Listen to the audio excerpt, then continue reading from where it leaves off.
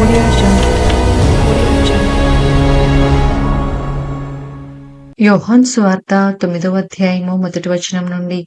ఆయన మార్గమున పోవుచుండగా పుట్టుగ్రుడ్డి అయిన ఒక మనుష్యుడు కనపడెను. ఆయన శిష్యులు, బోధకుడా, వీడు గ్రుడ్డివాడై పుట్టుటకు ఎవడు పాపము చేసెను, వీడా వీని కన్నవారా అని ఆయనను అడగగా, యేసు, వీడైనను వీని కన్నవారైనను పాపము చేయలేదు, కాని దేవుని క్రియలు వీనియందు ప్రత్యక్షపరచబడుటకే వీడు గ్రుడ్డివాడిగా పుట్టెను. పగలున్నంత వరకు నన్ను పంపిన వాని క్రియలు మనము చేయుచుండవలెను.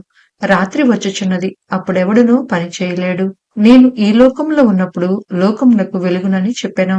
ఆయన ఇట్లు చెప్పి నేల మీద ఉమ్మి వేసి ఉమ్మితో బురద చేసి వాని కన్నుల మీద ఆ బురద పూసి, నీవు సిలోయము కోనేటికి వెళ్లి అందులో కడుక్కొనమని చెప్పెను. సిలోయమను మాటకు పంపబడిన వాడని అర్థము. వాడు వెళ్లి కడుగుకొని చూపు కలవాడై వచ్చెను. కాబట్టి పొరుగువారును వాడు భిక్షకుడని అంతకుముందు చూచిన వారును, వీడు కూర్చుండి భిక్షమెత్తుకొనువాడు కాడా అనిరి. వీడే అని కొందరును, వీడు కాడు, వీని పోలియన్న యొకడని మరికొందరును అనిరి. వాడైతే నేనే అనెను. వారు, నీ కన్నులేలాగు తెరవబడినని వాన్నడగగా, వాడు, యేసు అనునొక మనుషుడు బురద చేసి నా కన్నుల మీద పూసి, నీవు సిలోయమను కోనేటికి వెళ్లి కడుక్కొనమని నాతో చెప్పెను. నేను వెళ్లి కడుగుకొని చూపు పొందితిననెను. వారు ఆయన ఎక్కడనని అడుగగా, వాడు నేనెరుగననెను. అంతకు ముందు గ్రుడ్డి అయి ఉండిన వానిని వారు పరిసెల యొద్దకు తీసుకొని పోయిరి. యేసు బురద చేసి వాని కన్నులు తెరిచిన దినము విశ్రాంతి దినము. వాడెలాగు చూపు పొందెనో దానిని గూర్చి పరిసెయులు కూడా వానిని మరలా అడుగగా, వాడు నా కన్నుల మీద ఆయన బురద ఉంచగా నేను కడుక్కొని చూపు పొందితనని వారితో చెప్పెను. కాగా పరిసెయులలో కొందరు, ఈ మనుష్యుడు విశ్రాంతి దినము ఆచరించుటలేదు కనుక దేవుని యొద్ద నుండి వచ్చిన వాడు కాడనిరి. మరికొందరు, పాపి అయిన మనుష్యుడు ఈలాంటి సూచక క్రియలు ఎలాగూ చేయగలడనిరి. ఇట్లు వారిలో భేదము పుట్టెను. కాబట్టి వారు మరలా ఆ గ్రుడ్డి వానితో, అతడు నీ కన్నులు తెరిచినందుకు నీవతన్ని గూర్చి ఏమనుకొనుచున్నావని అడుగగా, వాడు, ఆయన ఒక ప్రవక్త అనెను. వాడు గ్రుడ్డివాడై ఉండి చూపు పొందినని యూదులు నమ్మక చూపు పొందిన వాని తల్లిదండ్రులను పిలిపించి, గ్రుడ్డివాడై పుట్టినని మీరు చెప్పు మీ కుమారుడు వీడేనా?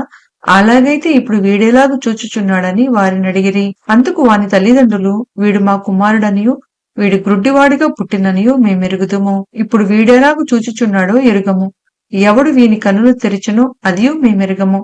వీడు వయసు వచ్చినవాడు, వీనినే అడుగుడి, తన సంగతి తానే చెప్పుకొనగలడని వారితో అనిరి. వాని తల్లిదండ్రులు యూదులకు భయపడి అలాగూ చెప్పిరి. ఎందుకనినా ఆయన క్రీస్తు అని ఎవరైనను ఒప్పుకొనిన ఎడల వానిని సమాజ మందిరంలో నుండి వెలివేతుమని యూదులు అంతకు మునుపు నిర్ణయించుకొని యుండిరి. కావున వాని తల్లిదండ్రులు వాడు వయసు వచ్చిన వాడు వానిని అడుగనిరి. కాబట్టి వారు గ్రుడ్డివాడై ఉండిన మనుష్యుణ్ణి రెండో మారు పిలిపించి, దేవుని మహిమపరచుము, ఈ మనుషుడు పాపి అని మేమెరుగుతుమని వానితో చెప్పగా, వాడు, ఆయన పాపియో కాడో నేనెరుగను. ఒకటి మాత్రము నేనెరుగుదును, నేను గ్రుడ్డివాడనై ఉండిని ఇప్పుడు చూచుచున్నాననెను. అందుకు వారు, ఆయన నీకేమి చేసెను, నీ కన్నులు ఎలాగూ తెరిచినని మరలా వానిని అడుగగా, వాడు, ఇందాక మీతో చెప్పితిని కాని మీరు వినకపోతిరి. మీరెందుకు మరలా వినగోరుచున్నారు? మీరును ఆయన శిష్యులగుటకు కోరుచున్నారా ఏమి అని వారితో అనెను.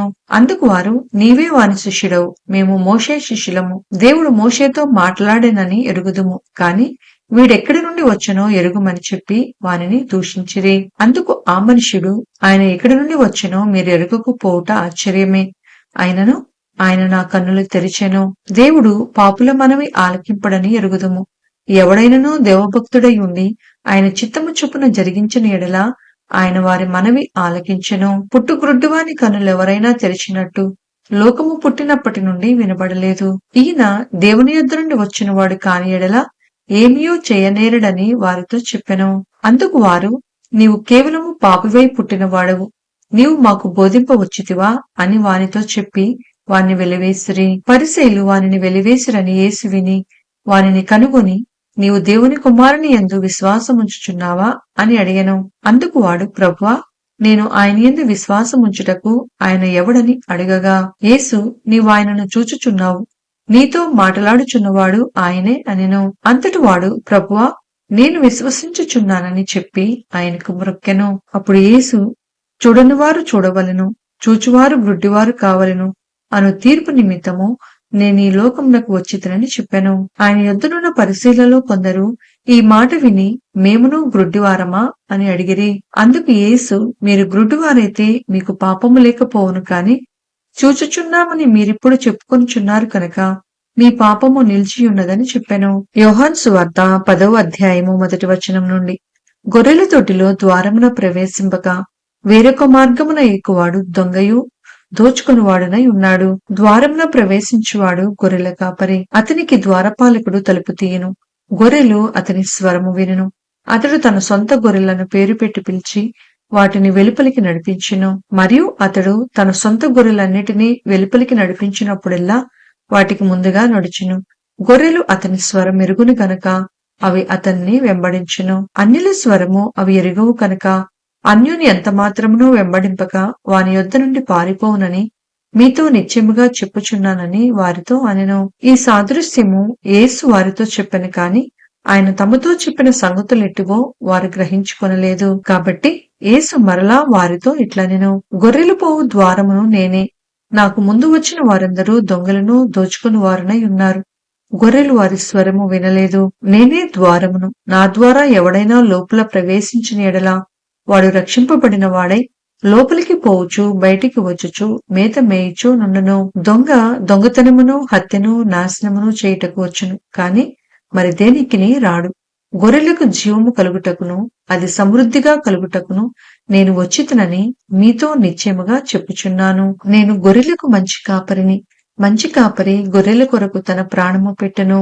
జీతగాడు గొర్రెల కాపరి కాడు కనుక గొర్రెలు తనవి కానందున తోడేలు వచ్చుట చూచి గొర్రెలను విడిచిపెట్టి పారిపోవును.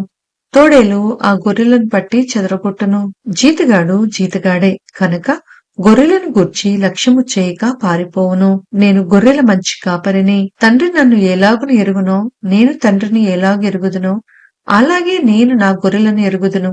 నా గొర్రెలు నన్ను ఎరుగును మరియు గొర్రెల కొరకు నా ప్రాణము పెట్టుచున్నాను. ఈ దొడ్డివి కాని వేరే గొర్రెలను నాకు కలవు. వాటిని కూడా నేను తోడుకుని రావలెను. అవి నా స్వరము వినును. అప్పుడు మంద ఒక్కటియు గొర్రెల కాపరి ఒక్కడును అగును. నేను దాన్ని మరలా తీసుకొనున్నట్లు నా ప్రాణము పెట్టుచున్నాను. ఇందువలననే నా తండ్రి నన్ను ప్రేమించుచున్నాడు. ఎవడనూ నా ప్రాణము తీసుకొనడు. నా అంతట నేనే దాన్ని పెట్టుచున్నాను. దాన్ని పెట్టుటకు నాకు అధికారము కలదు. దాన్ని తిరిగి తీసుకొనుటకును నాకు అధికారము కలదు. నా తండ్రి వలన ఈ ఆజ్ఞ పొందితినెను. ఈ మాటలను బట్టి యూదులలో మరలా భేదము పుట్టెను. వారిలో అనేకులు వాడు దయ్యము పట్టిన వాడు, వెర్రివాడు, వారి మాట ఎందుకు వినుచున్నారనిరి. మరికొందరు ఇవి దయ్యము పట్టిన వారి మాటలు కావు, దయ్యము గ్రుడ్డివారి కన్నులు తెరవగలదా అనిరి. ఆలయ ప్రతిష్ఠిత పండుగ యెరూషలేములో జరుగుచుండెను. అది శీతాకాలము. అప్పుడు యేసు దేవాలయంలో సొలొమోను మంటపమున తిరుగుచుండగా యూదులు ఆయన చుట్టూ పోగై, ఎంతకాలం మమ్మను సందేహపెట్టుదువు? నీవు క్రీస్తువైతే మాతో స్పష్టముగా చెప్పుమనిరి. అందుకు యేసు, మీతో చెప్పితిని కాని మీరు నమ్మరు. నేను నా తండ్రి నామమందు చేయుచున్న క్రియలు నన్ను గూర్చి సాక్ష్యమిచ్చుచున్నవి. అయితే మీరు నా గొర్రెలలో చేరినవారు కారు కనుక మీరు నమ్మరు. నా గొర్రెలు నా స్వరము వినును. నేను వాటిని ఎరుగుదును, అవి నన్ను వెంబడించును. నేను వాటికి నిత్యజీవం నిచ్చుచున్నాను కనుక అవి ఎన్నటికి నశింపవు. ఎవడునో వాటిని నా చేతిలో నుండి అపహరింపడు. వాటిని నాకిచ్చిన నా తండ్రి అందరికంటే గొప్పవాడు కనుక నా తండ్రి చేతిలో నుండి ఎవడునూ వాటిని అపహరింపలేడు. నేనును తండ్రియును ఏకమై ఉన్నామని వారితో చెప్పెను. యూదులు ఆయనను కొట్టవలనని మరలా రాళ్లు చేత పట్టుకొనగా యేసు, తండ్రి యొద్ద నుండి అనేకమైన మంచి క్రియలను మీకు చూపితిని.